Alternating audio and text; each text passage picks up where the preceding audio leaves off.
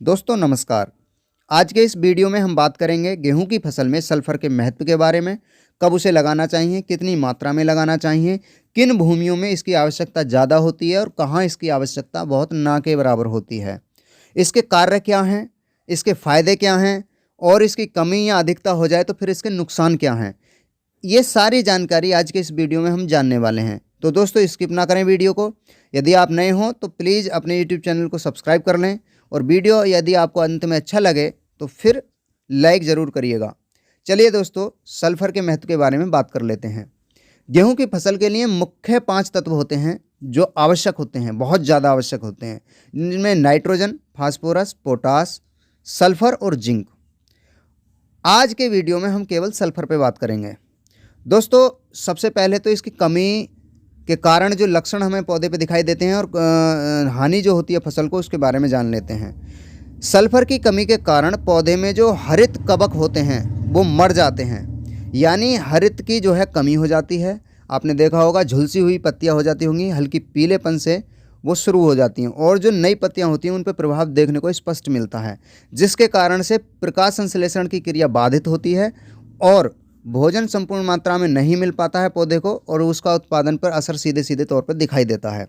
तो यानी कह सकते हैं कि सल्फर की कमी से प्रकाश संश्लेषण की क्रिया बाधित हो जाती है, जिससे पौधे को संपूर्ण भोजन नहीं मिल पाता। पॉइंट नंबर 2, जिन खेतों में रेत की मात्रा अधिकता में होती है वहाँ सल्फर की कमी प्राय बनी रहती है, या जिन खेतों में जलभराव की शिकायत होती है वहाँ भी सल्फर की कमी हो जाती है और लगातार फसल उत्पादित करने से, यानी एक के बाद एक फसल करने से भी खेत के अंदर सल्फर की कमी हो जाती है। तो दोस्तों आप तीनों ही दशाओं में सल्फर की कमी ना होने दें। उसके लिए आपको करना है ये कि या तो आप बुवाई के समय बेंटेनाइट सल्फर जो दानेदार आता है 1 किलोग्राम प्रति बीघे की दर से आपको खेती के अंदर डालना है, जिससे सल्फर की कमी को दूर किया जा सके।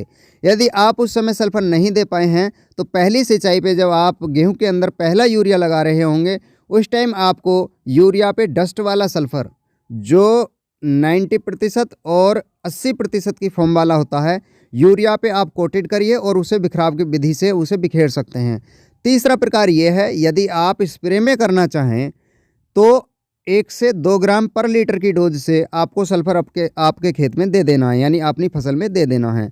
दोस्तों ये 3 तरीके और तीनों प्रकार के खेतों में मैंने बताए हैं, यानी हमने बताया कमी के कारण जो लक्षण दिखाई देंगे वो, और आप कब सल्फर लगा सकते हैं।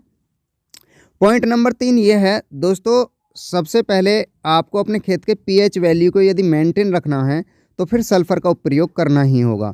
जिस खेत की मिट्टी का पीएच मान जो है वो मेंटेन रहता है वहाँ फसल का उत्पादन अच्छा रहता है।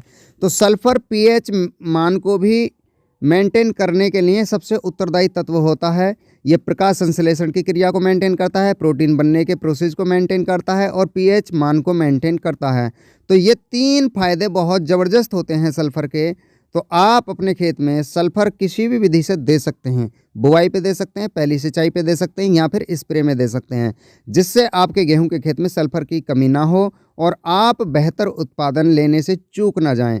तो दोस्तों ये मैंने जो जानकारी दी है, यदि आपको अच्छी लगी हो तो प्लीज़ वीडियो को लाइक करें और आपको कोई पूछताछ करनी हो तो कमेंट सेक्शन आपके लिए खुला है। तो आज के वीडियो में केवल इतना ही। नमस्कार।